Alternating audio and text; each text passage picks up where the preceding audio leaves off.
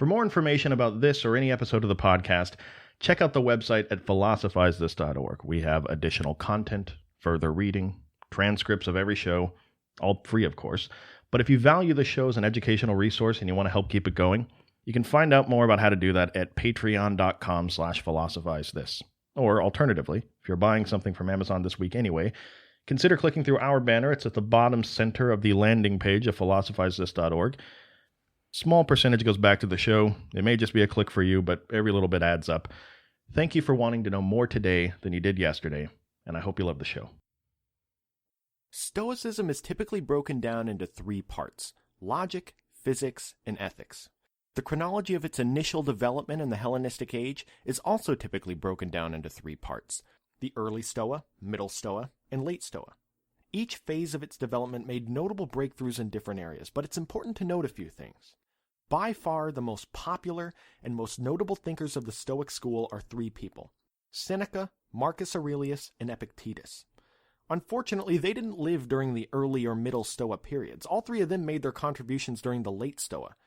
And they didn't drastically change logic or physics. All three of them made their greatest contributions in the field of ethics. To talk about the ideas of these three men alone would be a very pigeonholed view of Stoicism. But on the other hand, to do an entire episode on each one of them would be filled with redundancy, because 2/3 of their entire philosophy is almost exactly the same as the other two guys. Because of this, next episode will be almost solely dedicated to understanding Stoic ethics and the great ideas the three of those men laid out. But in the meantime, it's impossible to understand where they're coming from with their ethics without first understanding the other two parts, logic and physics. The Stoics saw logic, physics, and ethics as completely interrelated and dependent on each other. They compared it to an egg, with the three of them representing the shell, the egg yolk, and the egg white, respectively, all three of them combined together serving a more complete purpose than any one of them in isolation. The things Stoicism is most known for are Stoic ethics and Stoicism as a bridge to a Western world dominated by Christianity. Think of today's episode as a first encounter with Stoicism, because we're going to see it later.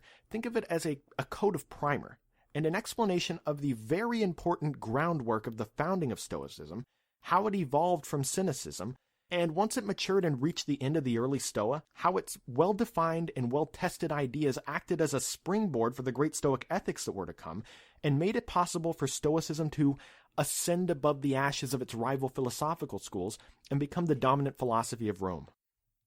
That said, there's something else I gotta say, and the closer we get to modern times, the less I'm gonna have to say this, but the exact sourcing of a lot of the ideas that come during the period of the early Stoa are a little shaky. The ideas definitely were there. We can definitely attach these ideas to the period. The problem arises when trying to assign a particular idea to a particular philosopher. Three big Stoic philosophers make up the early Stoa: Zeno, Klee Anthes, and Chrysippus. We don't have a single complete work of any of these guys, just fragments. And the sources we do have on them come from either later non-philosophers or later hostile Christian writers. If this were a perfect world, we would have all of their complete works and we could dive into all of them. But the fragments that we do have in the later commentary on all three of them combine to make a pretty solid picture of what the founding principles of Stoicism really were. We've all seen some depiction of a post-apocalyptic world in this giant media landscape that we're all immersed in. And we've all heard those really tough guys that stack encyclopedias on the bill of their hats so that they're super flat. We've all heard those guys talk about how they would be the ones to thrive if some huge disaster happened. But the fact of the matter is, you can't know that. You never know how you're going to respond to pandemonium until you're surrounded by it. Everyone reacts differently. Some people do thrive. Some people curl up into the fetal position. The same thing can be said for chaos and adversity that isn't as immediate as that, like the kind that the people of the Hellenistic age found themselves in, politically. My dad, for the very short time I knew him, always said that if he ever found himself in some zombie apocalypse, or a volcanic eruption, or something where the end of the world is imminent, that he'd just grab a lawn chair, he'd sit up on his roof with his friends, crack open a beer, and just watch it all go down. Watch everyone scramble and panic. Well, if you put it that way, It sounds like an incredibly white trash thing to do, but if everyone finds their own way to cope with the zombie apocalypse anyway, removing yourself from all the stress and anxiety of that rat race of survival that probably when it all comes down to it is going to be completely futile anyway, and just hanging out with your friends, trying to relax and enjoy the spectacle of it all, I mean, it really doesn't sound that bad. In fact, it sounds a little like the Epicurean approach to the zombie apocalypse of the Hellenistic age. You would live in a commune with your closest friends, away from the busy city, not concerning yourself with things like amassing wealth or changing the world. All that stuff wasn't really going to matter much anyway. You should just relax and pursue real pleasure.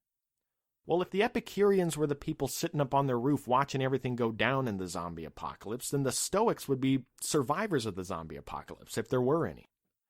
The Stoics wouldn't be the people just panicking, running around flailing their arms everywhere, because they would recognize that their situation definitely wasn't looking that good, but they wouldn't be emotionally affected by it because they've accepted their fate, whatever it is, and they realize that even though this zombie apocalypse doesn't look good for me on the surface, ultimately, for the universe, it's for the best.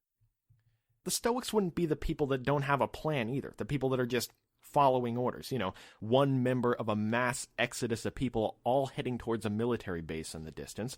The Stoics would use their natural ability to reason to make the wisest and most virtuous decision, because at least that decision was in harmony with nature.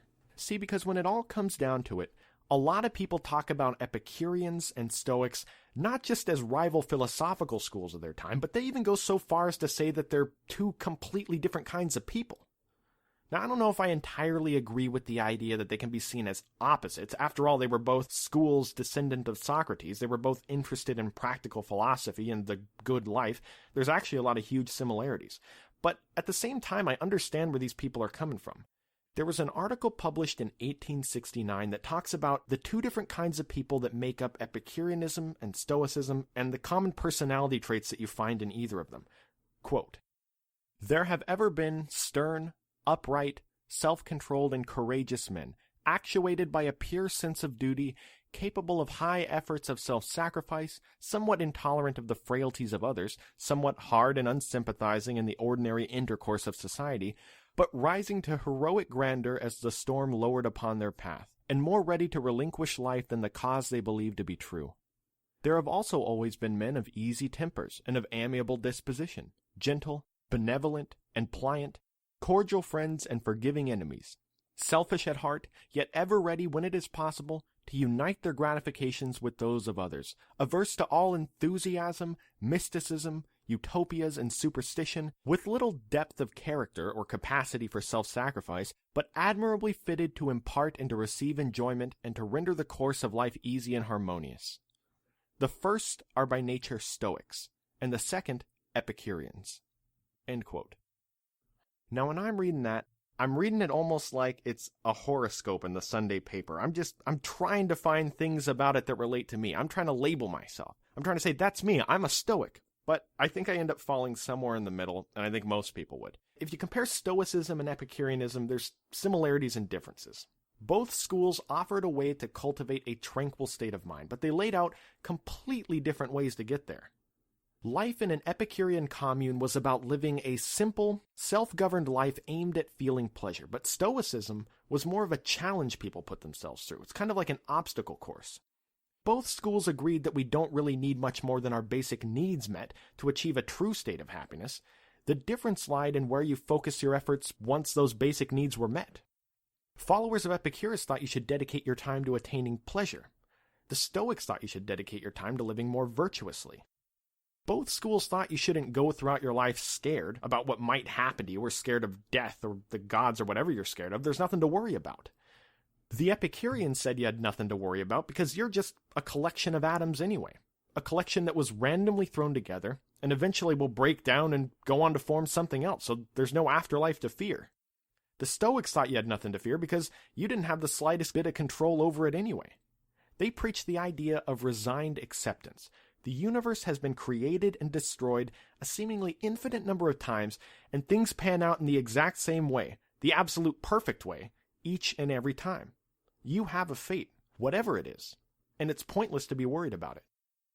To find the origins of Stoicism, you have to start with a story of a guy named Zeno and a guy named Diogenes. both of which are names we've mentioned on the podcast before, and both of which are entirely not the same people. I mean, this is actually the third Diogenes we've mentioned on the podcast. And I've always said it. If I could go back in time to any point in history, I'd choose to go back to this period of Greco-Roman dominance, and I'd become the world's greatest cold-reading psychic ever. I mean, I'd just walk up to people and say, I'm sensing a Diogenes in your life. Yeah, that's my dad's name, and my brother's name, and my dog's name. In fact, I know 12 people named Diogenes. How do you do it? My name would be heralded throughout the streets until the people rounded me up and burned me at the stake. But anyway, the founder of Stoicism is a guy named Zeno, more commonly referred to in history books as Zeno of Citium. Wait, actually, let me start here. Have you guys ever heard of a Stoa? Well, of course you have. I talked about it last episode. Plato set up his academy to the west of Athens. Then Aristotle set up his Lyceum to the east of Athens. Diogenes was to the south of Athens, and Zeno right in the center. We were so close to having a 4 cardinal direction way to remember these 4 schools. But hey, he was on the northern side of the Athenian Agora. That's good enough for me. He taught in a place known as the Stoa Pikili, or the Painted Stoa. See, if you were walking around the Agora at the time, and you walked into this particular Stoa, you would have seen a place with a crazy energy all around you.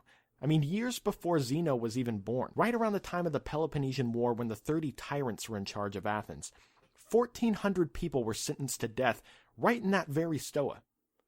If you walked into the Stoa, on the back wall you'd see beautiful paintings just covering it, of gods, of Greek military conquests, one by Polygnotus showing the great victory of Marathon over the Persians. And right in the middle of all this, right in the middle of this ambiance, you would see a tall, thin man walking back and forth, gesturing with his arms, lecturing a group of people standing or sitting around him. And this man would have been known as Zeno, the founder of Stoicism.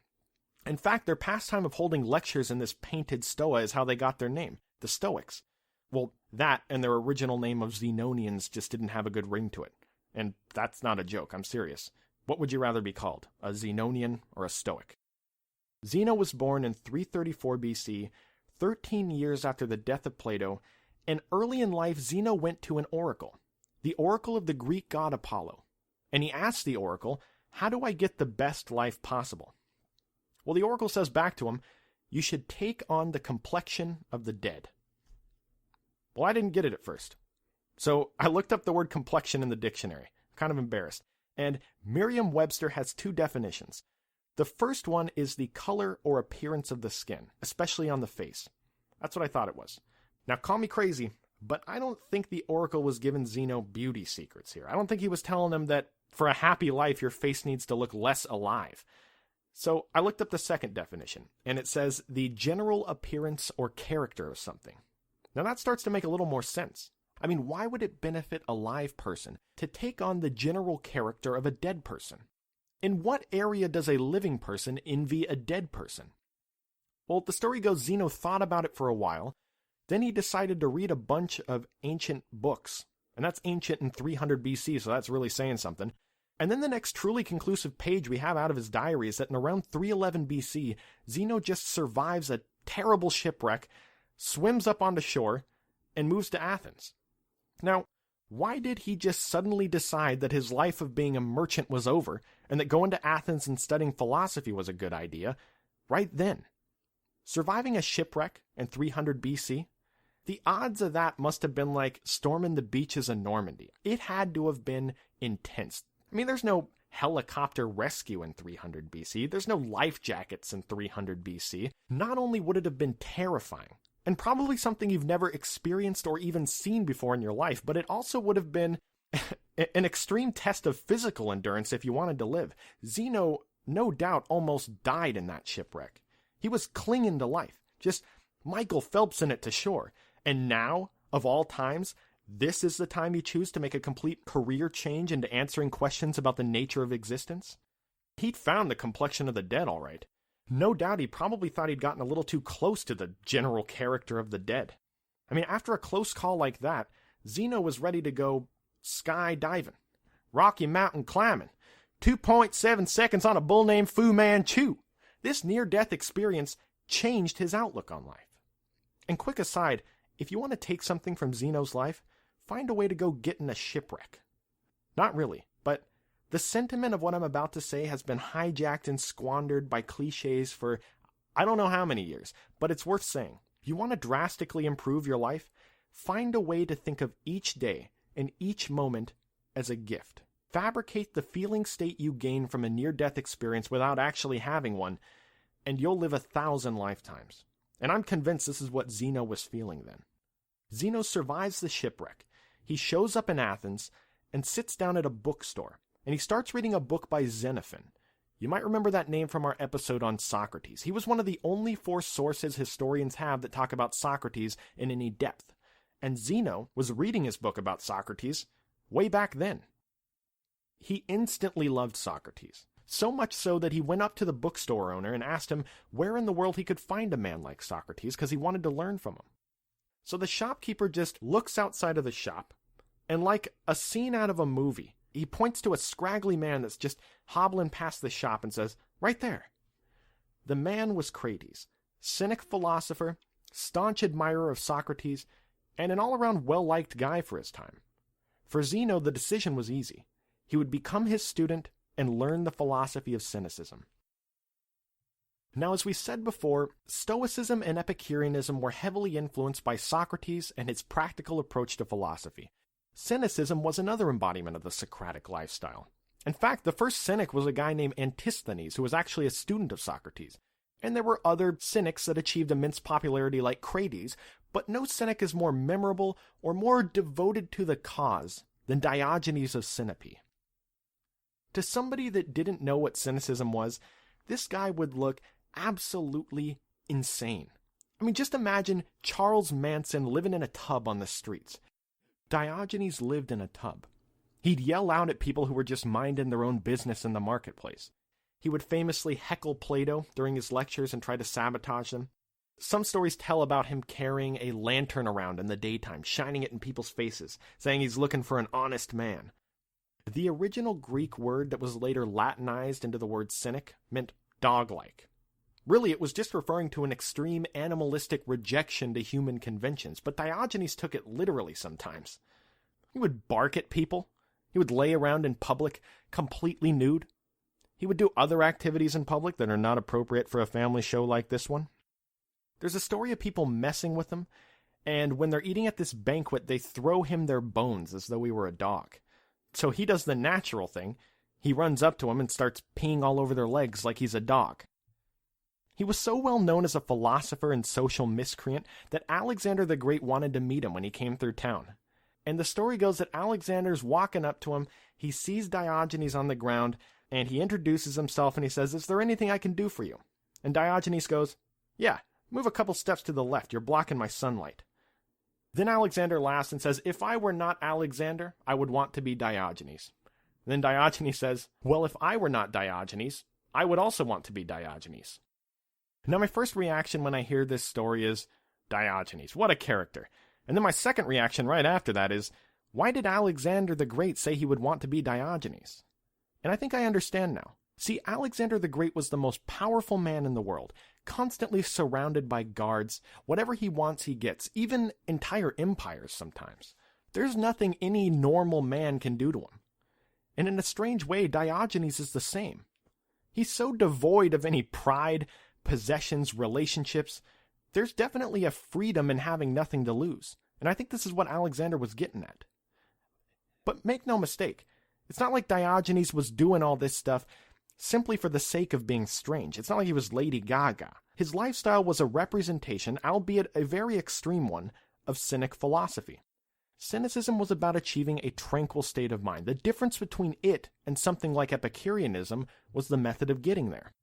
Now, this tranquility can also be thought of as self-sufficiency, because you're completely unaffected by things like unfair rules or unrealistic desires. The Cynics called these external restrictions. Cynics believe that the good life, or the life that's worth living, is a virtuous life, and a virtuous life is one that's in agreement with nature. But they aren't talking about recycling or not dumping toxic waste into the ocean, at least not exclusively. They're talking about being in harmony with our own human nature and our place within nature. Now, part of our human nature is having the ability to use reason to better understand our nature. And if you were to live in perfect harmony with nature, there wouldn't be any external restrictions. You would be self-sufficient. Happiness is living in accordance with our rational understanding of nature. Now, what Diogenes says is that human nature is not to be part of this society with all of its little conventions and restrictions and rituals that we go through. All these desires, the desire to be a movie star, or the desire to have a giant vault of money, or to be president of the United States, all these desires are things that society has implanted in us.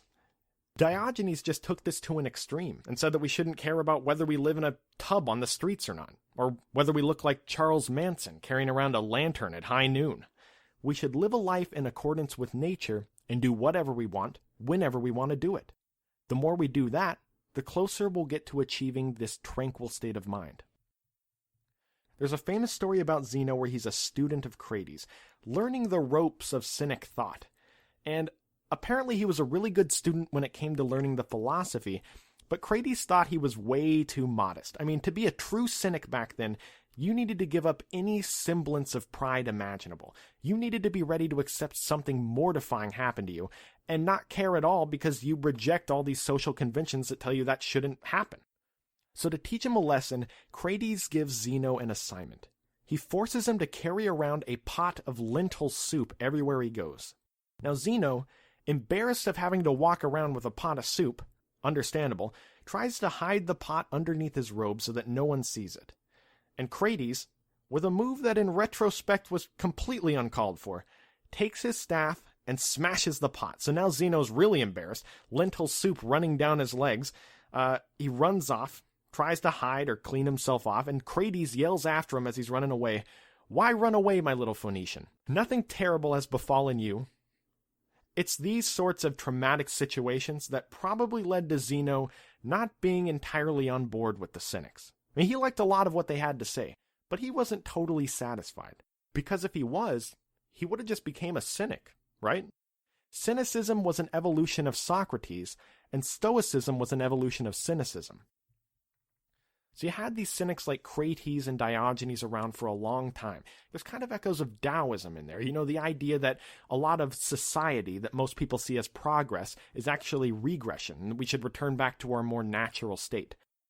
It's clear that Zeno, and Stoicism for that matter, was heavily impacted by two main ideas from Cynicism.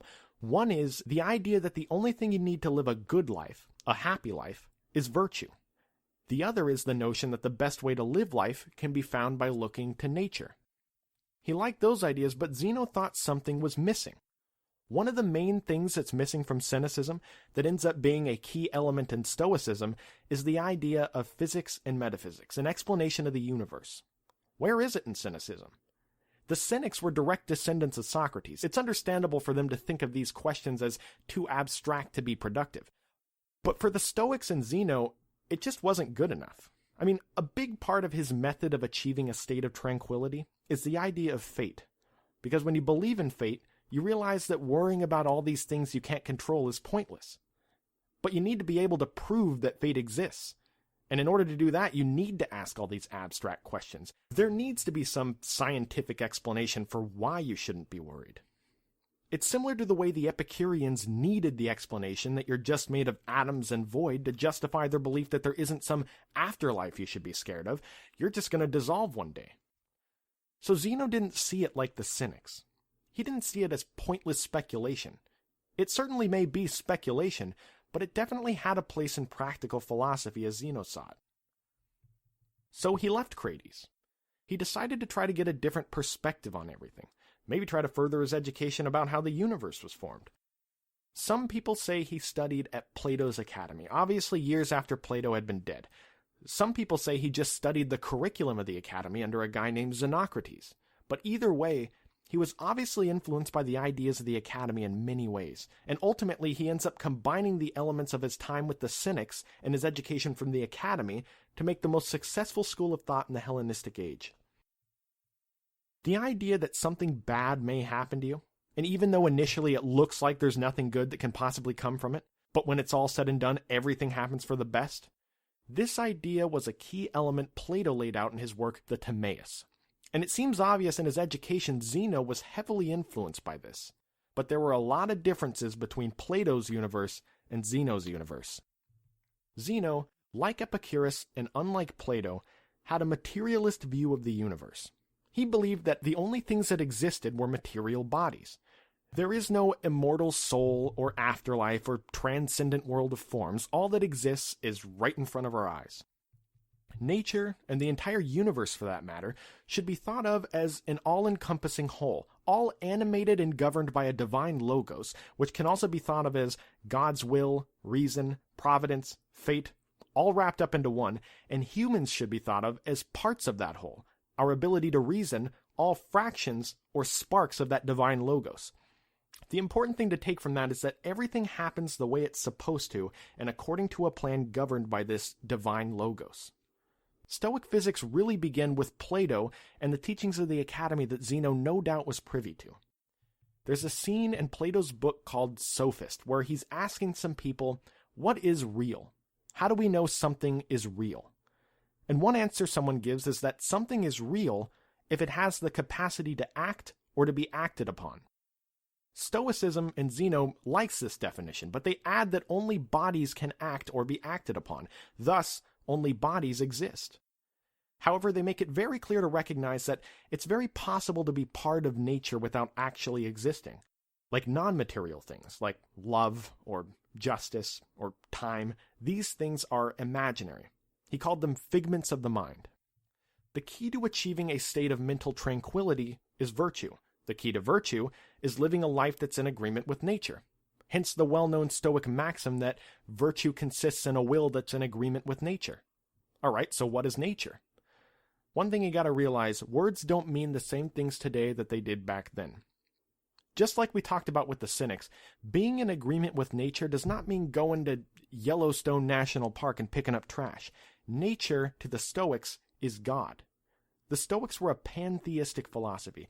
Pantheistic means that God is the universe. The definition of God is not how people typically think of God in modern times. God isn't a homo sapien up in the sky controlling things. God is the universe, which is a material substance that has the ability to reason and uses that reason to structure and control matter to fit its plan. The Stoic philosopher Chrysippus talks about the Stoic view of God here. Quote, "The universe itself is God, and the universal outpouring of its soul.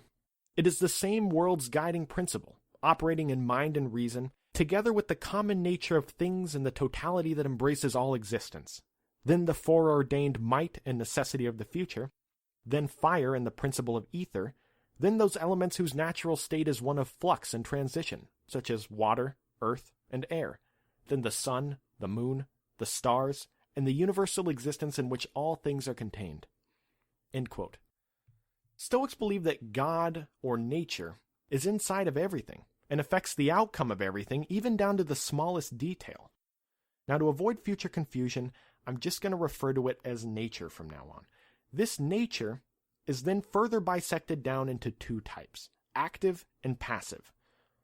Now, whenever you're making anything, whether it's a chair, or an iPhone, or a universe for that matter, you need materials to make the thing out of, and then you need someone to assemble it. The passive element of nature is the raw materials, the matter, the physical stuff that things are made up of. But they would just lie there and do nothing if you didn't have something to set them in motion. The active element of nature is the divine logos, also known as reason, also known as fate. I swear the Stoics tried to confuse people with this stuff. This divine logos is the vehicle by which nature does its bidding and affects the outcomes of the universe. So you can see why the Stoics also thought of it as fate. They thought the universe is made up of 4 elements: earth, water, air, and fire. The passive elements were earth and water, and the active elements were fire and air. Right after the early Stoa, Stoics had an extremely detailed account of how the universe was created. It's fantastic. I recommend it if you have about 6 hours to kill. But the central themes of their story is that in the beginning, everything was made of a mixture of fire and air, the active elements, which then transform in various ways to make up the passive elements, earth and water, and then things keep transforming and being guided by this divine logos or reason to form the world that we're more familiar with. Then everything reverses. The world we're familiar with turns back into the elements, and the elements turn back into the mixture of fire and air. It's an endless, eternal cycle. And it's because everything is governed by reason, and the fact that that reason has had an infinite number of tries at creating the universe, that fate exists. The Stoics believe there's only one perfect way to do it, and nature or God would never choose to do it in an inferior way. So things are very predictable, destined, if you will. This mixture of fire and air, the fundamental substance that's in everything, is called pneuma. There's a quote by a guy named Stoius talking about Chrysippus' views on the elements and how they make up various things that we see in the world around us. Quote, "Fire, air, water, earth, since all other things are composed by means of a particular one of these, or more than one of these, or all of these, all four in the case of animals and all terrestrial compounds, two in the case of the moon, which is composed by means of fire and air, and just one in the case of the sun, which is composed by means of fire, for the sun is pure fire." End quote. It all comes full circle. Remember, the Stoics think that to live a good or happy life, you need to live a virtuous life. And remember the Stoic bumper sticker from earlier, virtue consists in a will that is in agreement with nature. Well, nature is God, and God acts through the divine logos, or the reason that governs all things. So humans, with their very unique ability to reason, can think of this reason as a spark or a minuscule fraction of that divine reason. The more you use your reason in accordance with nature, the more virtuous you become, and the more virtuous you become, the more in harmony with nature you are. It's actually a very nice circle. This emphasis on humans and their unique ability to reason, marking them as distinct from other animals, reminds me of a scene from the show Lost. And actually, this crazy elaborate theory of the universe with fire and air and mystery as though it's just trying to bait you into watching 6 seasons on the edge of your seat and then never explain anything, that also reminds me of Lost. I mean, come on. Polar bears? What was with the polar bears? I'm sorry, I'm still a little angry. The scene that I'm talking about is between John Locke and that drug addict rock star guy. I'm blanking on his name. Stay away from my baby. Charlie.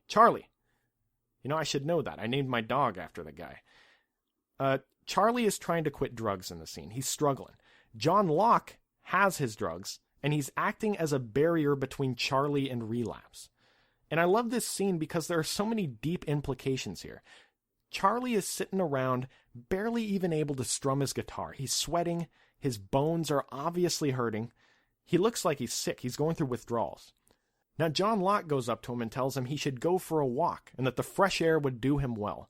So Charlie starts walking, and he's by himself in the middle of this thick tropical woods, and he hears something behind him. It's obviously an animal. It sounds like an angry wild pig of some sort that's chasing him. So he starts running, and the pig keeps chasing him. It's very dramatic. And right when the pig is about to get him, I can't really think of what a pig would do when it kills a human, the pig flies up in the air in an elaborate net trap that John Locke set up to try to catch it. Now, Locke planned everything out. He set up 2 traps that day, one for Charlie to be walking and get pursued by the pig, and one for Charlie to unknowingly run the pig into so that John Locke could eat it. Now, at first, Charlie's a little upset about being bait for the pig, but then he just completely flips out. He starts demanding his drugs. He starts saying that he's sick. He starts asking Locke, "Why can't I have my drugs? Why do you do this to me? Is it to torture me?" And Locke says no. It's to give you a choice. Because being able to make choices based on something other than instinct is the only thing that separates you from him. And he points to the pig suspended above them in a net trap, obviously not doing too well. The idea of cultivating your ability to reason in harmony with nature and Stoicism is very similar to what John Locke is talking about in this scene. The goal of Stoicism was to be completely free of suffering by using our unique ability to reason to make decisions that are in harmony with nature. This state of being was called apatheia.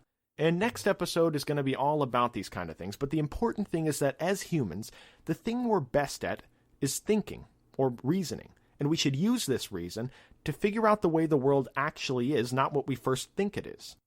Once we know that, we then realize that the best way to live within the world is to realize that the insignificant problems in our everyday lives don't really matter that much.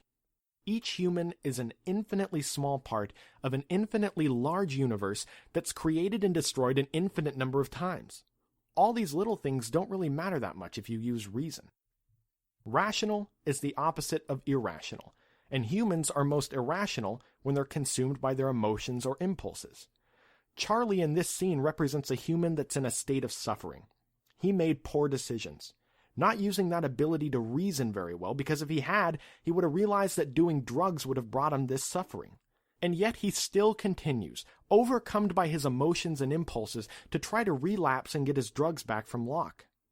Locke represents the Stoic way of looking at things, not just the obvious example of reason when he doesn't give Charlie his drugs back, but he's a perfect example of somebody living with a reasoned outlook as the Stoics would see it. I mean, multiple traps? Using reason to know exactly how the pig and Charlie would react to his traps? He practically saw the pig's fate before it happened. Not to mention, his character on the show is incredibly tranquil and happy despite the fact that his plane crashed and deserted him on an island.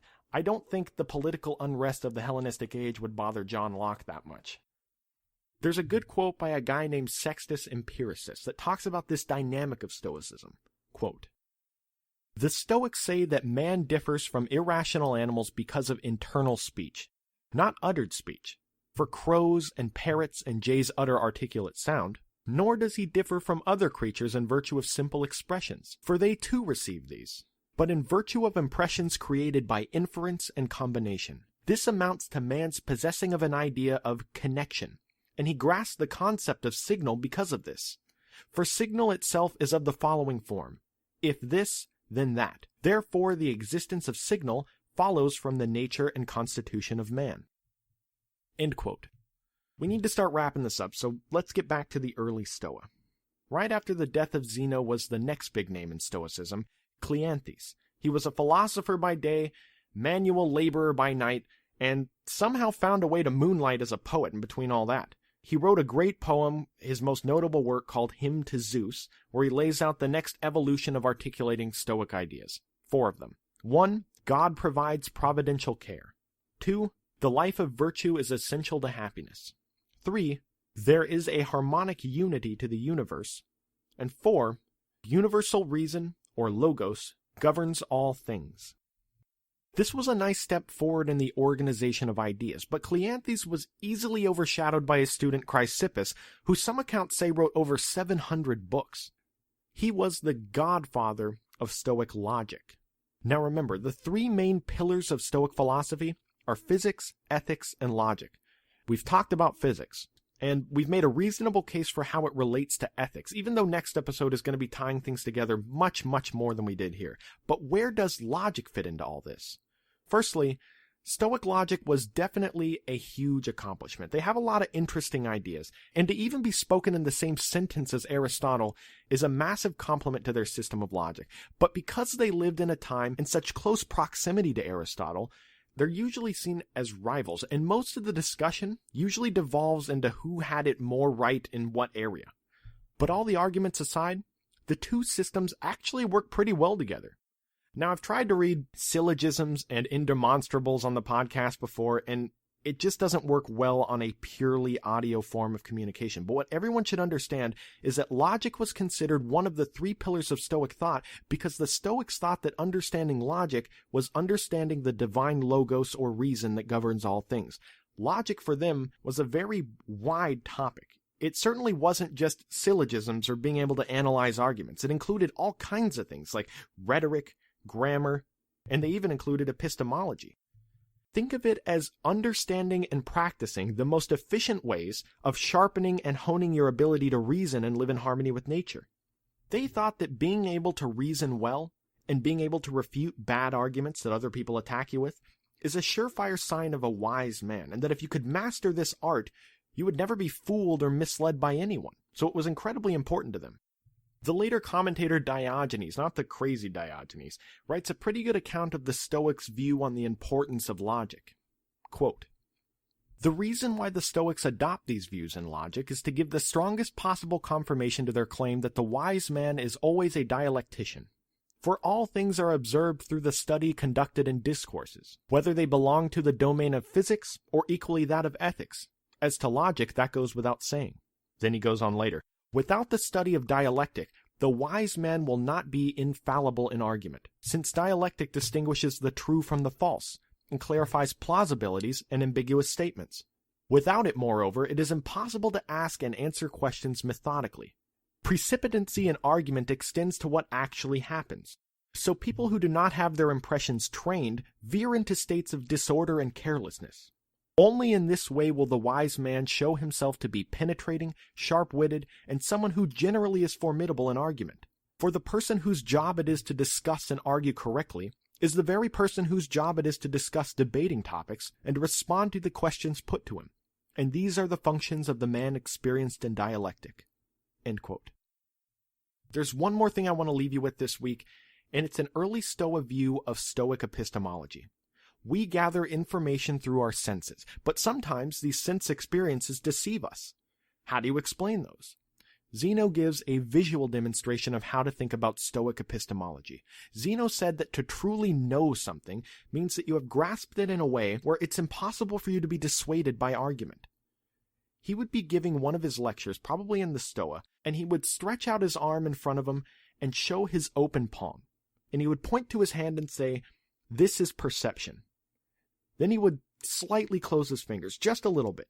So now he looks like Zeno with arthritis. And he points to his hand now and says, "This is assent." Assent is agreement or a belief in something.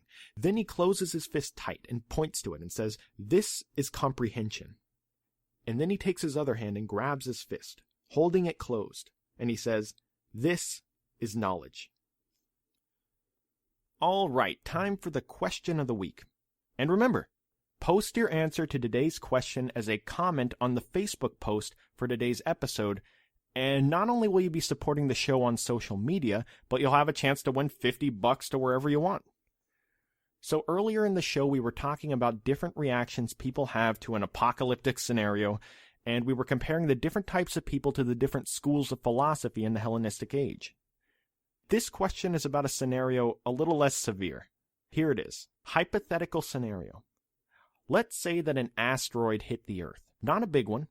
Nobody dies, but the impact of the asteroid knocks out all satellite communication, all phone reception, all the internet connection of the entire world. Let's also say that in this alternate universe we've crafted, that the president tells us that they can fix it, but it's going to be 30 days until they can get it fixed. No phone, no computer, no TV, no DVDs, no electronics for 30 days. Philosophize this. How would you spend that 30 days? What would you do? Who would you spend it with?